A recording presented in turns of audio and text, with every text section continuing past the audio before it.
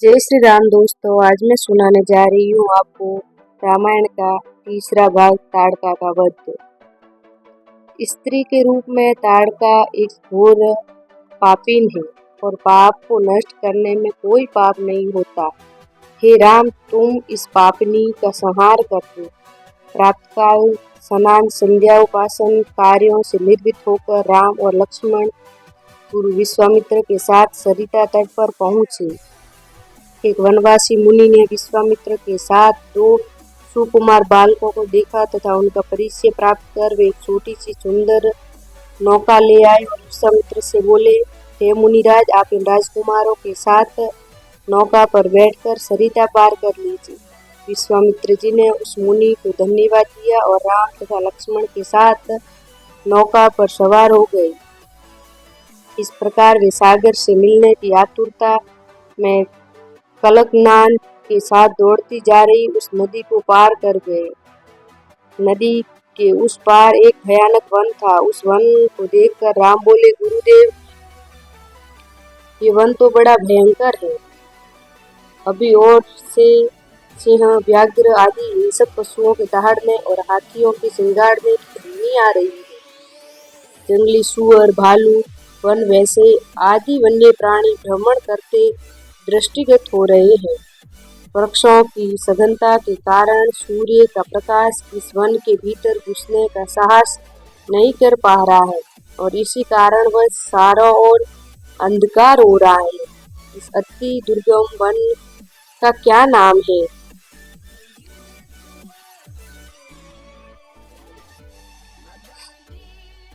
भगवान राम ने इस प्रश्न का उत्तर विश्वामित्र ने इस प्रकार दिया, हे राघव, पूर्व काल में इस स्थान में वन न होकर मलदा और कुरूप नामक के दो बड़े समृद्ध राज्य हुआ करते थे।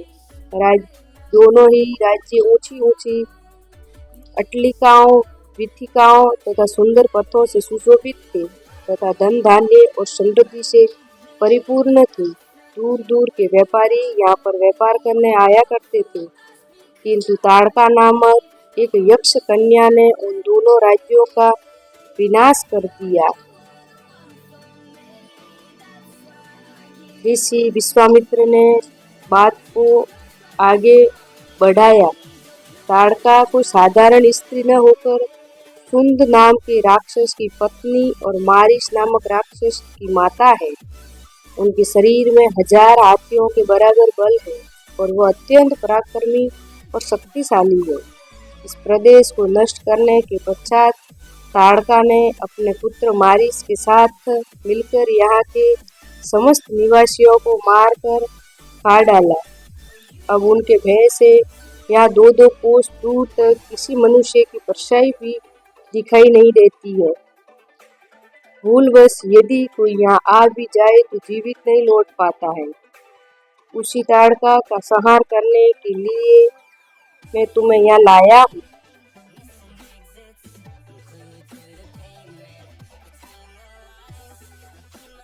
राम ने आश्चर्य से पूछा, गुरुदेव, स्त्रियां तो कोमल और दुर्बल होती है, फिर ताड़का में 1000 हाथियों का बल कैसे आ गया?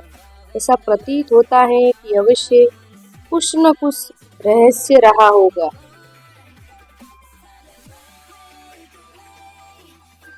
विश्वामित्र बोले, बस तुम्हारा कथन सत्य है और वास्तव में इसके पीछे एक रहस्य है। सुकेतु नाम का एक अत्यंत बलवान यक्ष था। वह संतानहीन था, अतः संतान प्राप्ति के उद्देश्य से उसने ब्रह्मा जी की कठोर तपस्या की।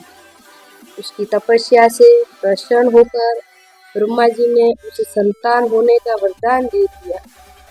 परिणाम स्वरूप ताड़का का जन्म हुआ। सुकेतु के द्वारा ताड़का के अत्यंत बली होने का वर मांगने पर ब्रह्मा जी ने उसके शरीर में 1000 हाथियों का बल दे दिया।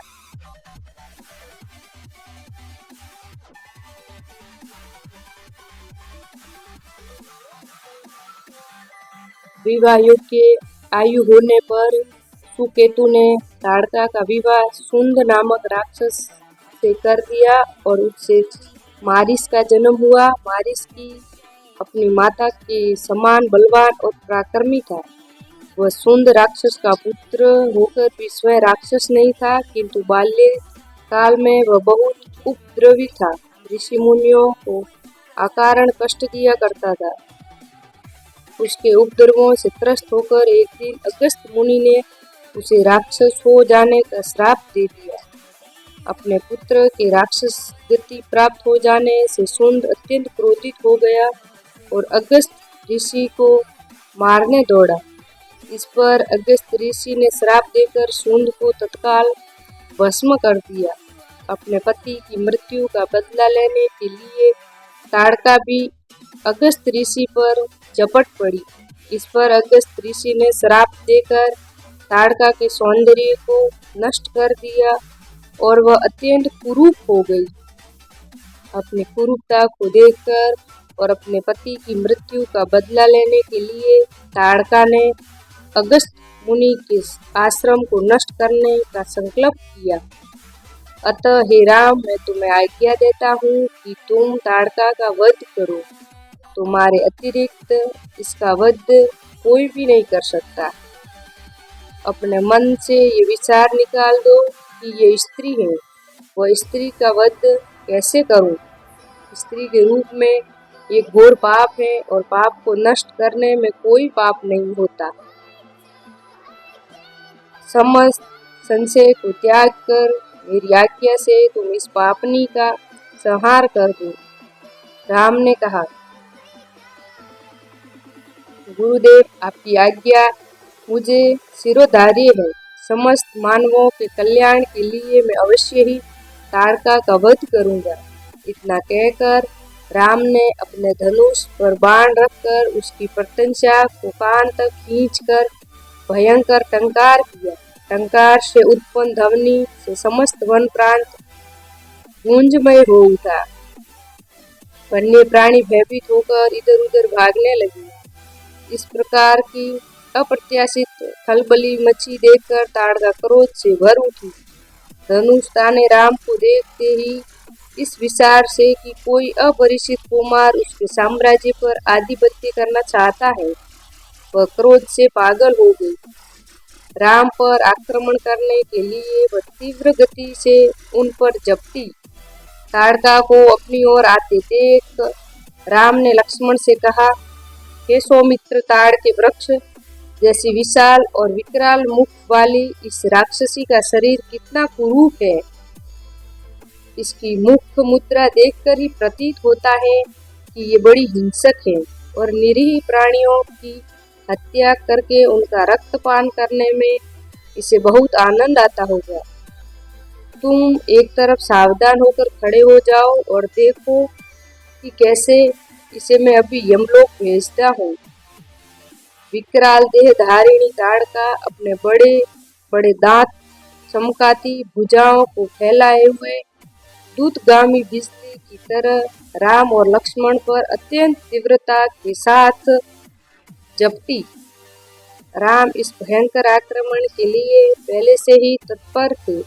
उन्होंने तक्षण बाण चलाकर उसके हृदय को चलनी कर दिया।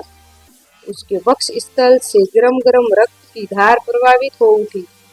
वो आक्रमण करने के लिए पुनः टूट पड़े। इससे पूर्व ही राम ने एक और बाण चला दिया जो सीधे उसके वक्ष में जाकर लगा। वह पीड़ा से चीखती हुई चक्कर खाकर भूमि पर गिर पड़ी और अगले ही क्षण उसके प्राण पंखेरु उड़ गए। राम के इस रण कौशल और ताड़का की मृत्यु से ऋषि विश्वामित्र अत्यंत प्रसन्न हुए। उसके मुख से रामचंद्र जी के लिए आशीष वचन निकलने लगे। गुरु की आज्ञा से वहीं पर सभी ने रात्रि व्यतीत किया। प्राप्त काल उन्होंने देखा कि ताड़का के आतंक से मुक्ति पा जाने के कारण उस वन की भयंकरता और विकरालता समाप्त हो चुकी है। कुछ समय तक उस वन की शोभा निहारने के उपरांत स्नान पूजन से निर्वृत्त होकर वे महर्षि विश्वामित्र के आश्रम की ओर चल पड़े।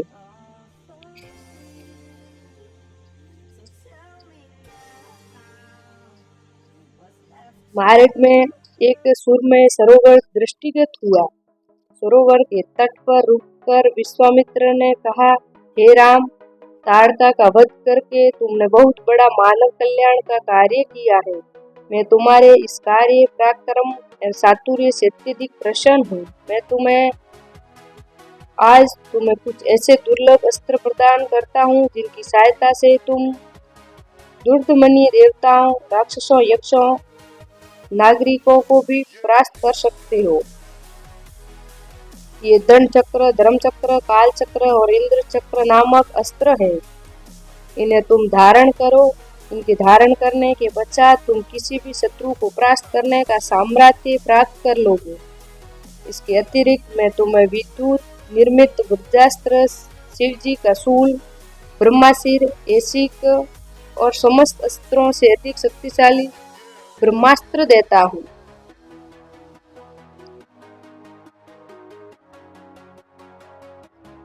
इन्हें पाकर तुम तीनों लोकों में सर्वाधिक शक्ति उत्पन्न हो जाओगी।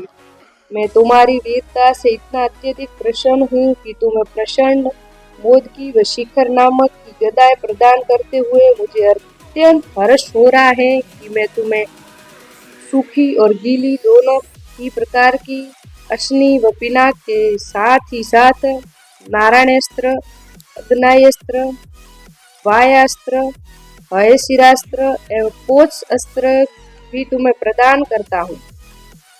अस्त्रों के अतिरिक्त मैं तुम्हारे कुछ पास भी देता हूँ, जिसमें धर्मापाश, कालपाश एवं वरुणापाश मुख्य है। इनके पासों के द्वारा तुम अत्यंत फुर्तीले शत्रु को भी बांधकर निष्क्रिय बनाने में असमर्थ हो जाओगे। राम, कुछ शस्त्र ऐसे हैं जिनका प्रयोग असुर लोग करते हैं। नीति कहती है कि शत्रुओं को उनके ही शास्त्रों से मारना चाहिए। इसलिए मैं तुम्हें असुरों के द्वारा प्रयोग किए जाने वाले कंकाल, मूसल, घोर कपाल और किणकी नामक अस्त्र भी देता हूँ। उस अस्त्र का प्रयोग विद्याधर करते हैं, जिनमें प्रधान अस्त्र हैं खड़ग, मोहन, प्रस्पावन, प्रशमन, सौम्य, वैष्णव, संतापन, विलापन, मादनास्त्र, गंधर्वास्त्र, मानवास्त्र, पैशास्त्र, तामस और अद्वितीय सोमानस्त्र। इन सभी अस्त्रों का भी मैं तुम्हें देता हूँ। ये मौसलास्त्र, सत्यास्त्र, असुरों का मायामय अस्त्र और भगवान सूर्य का प्रकाशास्त्र है, जिन्हें दिखाने मात्र से शत्रु निस्तेज होकर नष्ट हो जाते हैं। इन्हें भी तुम ग्रहण करो। अब इन अस्त्रों को देखो, ये कुछ विशेष प्रकार के अस्त्र हैं। ये सोम देवता द्वारा प्रयोग किए जाने वाले सीसर और दारुण नाम के अस्त्र हैं। सीसर के प्रयोग से शत्रु शीत से अकड़कर और दारुण के प्रयोग से शत्रु गर्मी से व्याकुल होकर मूर्छित हो जाते हैं। हे वरिश्रेष्ठ, तुम इन अनुपम शक्ति वाले शत्रुओं का मान मर्दन करने वाले और समस्त मनोकामनाओं को पूर्ण करने वाले अस्त्रों को भी धारण करो।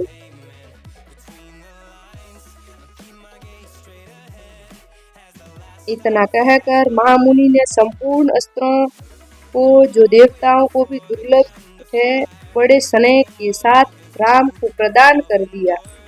उन अस्त्रों को पाकर राम अत्यंत प्रसन्न हुए और उन्होंने श्रद्धा के साथ गुरु को चरणों में प्रणाम किया और कहा, गुरुदेव, आपकी इस कृपा से मैं कृतार्थ हो गया हूँ।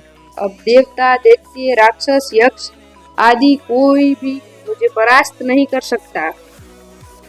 मनुष्य की तो खैर बात ही क्या है, किंतु मुनिवर इसी प्रकार के अस्त्र गंधर्वों, देवताओं, राक्षसों आदि के पास भी होंगे और उनका प्रयोग वे मुझ पर भी कर सकते हैं। कृपया करके उससे बचने के उपाय भी मुझे बताइए। इसके अतिरिक्त ऐसा भी उपाय बताइए जिससे इन अस्त्रों को छोड़ने के पश्चात अपना कार्य कर के ये अस्त्र पुनः मेरे पास वापस आ जाए। राम ने इस प्रकार कहने पर विश्वामित्र बोले, राघव, शत्रुओं के अस्त्रों को मार्ग से ही काट कर नष्ट करने वाले सत्यवान, सत्यकीर्ति, प्रतिहार षडामुख, अवान्मुख, लक्ष्य, उपलक्ष्य आदि इन अस्त्रों को भी तुम ग्रहण करो। इन अस्त्रों को देने के बाद गुरु विश्वामित्र ने राम को विद्या भी बताई, जिनके द्वारा प्रयोग किए हुए अस्त्र वापस आ जाते हैं। चलते चलते वे वन के अंधकार से निकलकर ऐसे स्थान पर पहुँचे जो भगवान भास्कर ने दिव्य प्रकाश से आलोकित हो रहा था और सामने नाना प्रकार के सुंदर वृक्ष, मनोरम उत्तकों एवं मनमुग्धकारी दृश्य दिखाई दे रहे थे। रामचंद्र ने विश्वामित्र से पूछा, हे मुनिराज, सामने पर्वत की सुंदर उत्तकाओं में हरे हरे वृक्षों की जो लुभावनी पंक्तियां दृष्टिगत हो रही हैं, उनके पीछे ऐसा प्रतीत होता है कि जैसे कोई आश्रम है। क्या वास्तव में ऐसा है या मेरी कल्पना मात्र है?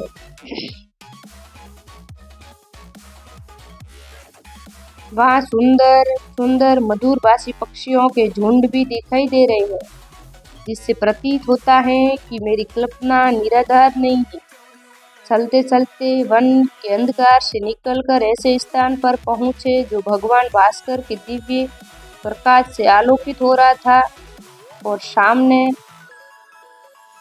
जिससे प्रतीत होता है कि मेरी कल्पना निराधार नहीं है।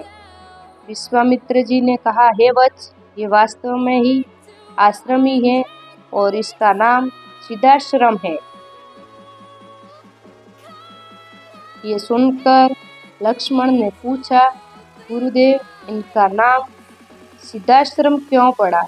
विश्वामित्र जी ने कहा, इस संबंध में भी एक कथा प्रचलित है। प्राचीन काल में बलि नाम का एक राक्षस था। बलि बहुत पराक्रमी और बलशाली था और समस्त देवताओं को पराजित कर चुका था। एक बार उसी बलि ने यहाँ पर एक महान यज्ञ का अनुष्ठान किया था। इस यज्ञानुष्ठान से उसकी शक्ति में और भी वृद्धि हो जाने वाली थी। इस बात को विचार करके देवराज इंद्र अत्यंत भयभीत हो गया। इंद्र समस्त देवताओं को साथ लेकर भगवान विष्णु जी के पास पहुंचा और उनकी स्तुति करने के पश्चात उनसे प्रार्थना की, हे त्रिलोकनाथ, राजा बलि ने समस्त देवताओं को परास्त कर दिया है और अब वह एक विराट यज्ञ कर रहा है। वह महादानी और उदार हृदय राक्षस है। उसके द्वार से कोई भी याचक खाली हाथ नहीं लौटता। उसकी तपस्या, तेजस्विता और यज्ञादि शुभ कामों से देवलोक सहित संपूर्ण ब्रह्मांड कांप उठा है। यदि उसका यह यज्ञ पूर्ण हो जाएगा तो वह इंद्रासन को प्राप्त कर लेगा। इंद्रासन पर किसी राक्षस का अधिकार होना सूरा की परंपरा के विरुद्ध है। अतएव हे लक्ष्मीपति, आपसे प्रार्थना है कि आप कुछ ऐसा उपाय करें कि उसका यज्ञ पूर्ण न हो पाए। और उनकी इस प्रार्थना पर भगवान विष्णु ने कहा, आप सभी देवता निर्भय और निश्चिंत होकर अपने अपने धाम में वापस चले जाएं। आप लोगों का मनोरथ पूर्ण करने के लिए मैं शीघ्र ही उपाय करूंगा। देवताओं के चले जाने के बाद भगवान विष्णु वामन बोने का रूप धारण करके वहां पहुंचे जहां पर बलि यज्ञ कर रहा था। इस बोने किंतु परम तेजस्वी ब्राह्मण से राजा बलि अत्यधिक प्रभावित हुए और बोले, विप्रवर, आपका स्वागत है। आज्ञा कीजिए, मैं आपकी क्या सेवा कर सकता हूँ।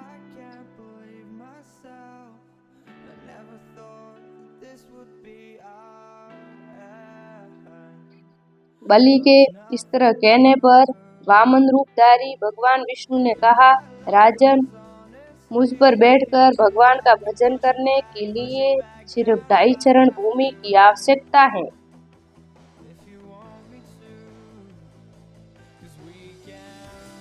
इस पर राजा बलि ने प्रसन्नता पूर्वक वामन को 2.5 चरण भूमि नापने की अनुमति दे दी। अनुमति मिलते ही भगवान विष्णु ने विराट रूप धारण किया और एक चरण में संपूर्ण आकाश को और दूसरे चरण में संपूर्ण पृथ्वी सहित पूरे पाताल को नाप लिया और पूछा, राजन, आपका समस्त राज्य तो मेरे 2 शरण में ही आ गए, अब शेष आधा शरण से क्या नापूं? तब उस समय बलि के द्वार से कभी भी कोई याचक खाली नहीं गया था। बलि इस याचक को भी निराश नहीं लौटने देना चाहता था। उसने कहा, हे ब्राह्मण, अभी मेरा शरीर बाकी है, आप मेरे इस शरीर पर अपना आधा शरण रख दीजिए। इस पर भगवान विष्णु ने बलि को भी अपने आधे शरण में नाप लिया।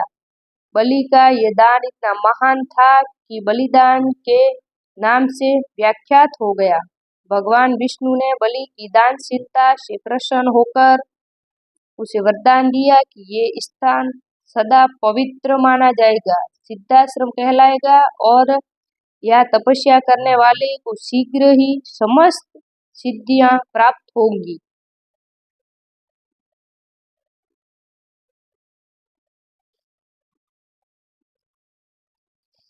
उसी समय से यह स्थान सिद्धाश्रम के नाम से विख्यात है और बहुत से ऋषि मुनि यहाँ तपस्या करके मुक्ति लाभ करते हैं।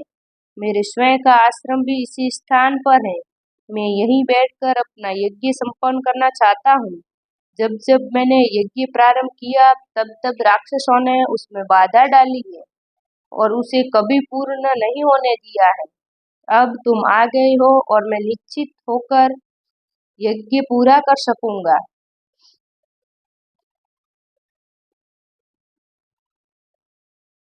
इस प्रकार की बातें करते हुए विश्वामित्र ने राम और लक्ष्मण के साथ अपने आश्रम में पदार्पण किया।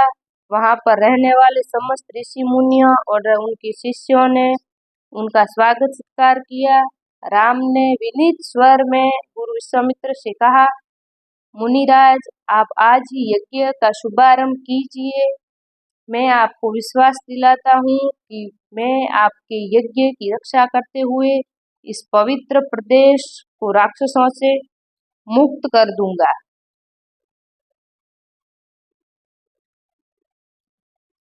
राम के इन वचनों को सुनकर विश्वामित्र यज्ञ सामग्री एकत्रित करने में जुट गए। आगे का भाग सुनने के लिए हमारे चैनल पर बने रहिए। कथा सुनने में आपको कैसी लगी? आई होप आपको सुनने में अच्छी लगी होगी। तो प्लीज़ हमारे चैनल को सब्सक्राइब कीजिए और लाइक, शेयर और कमेंट में जय श्री राम जरूर लिखें।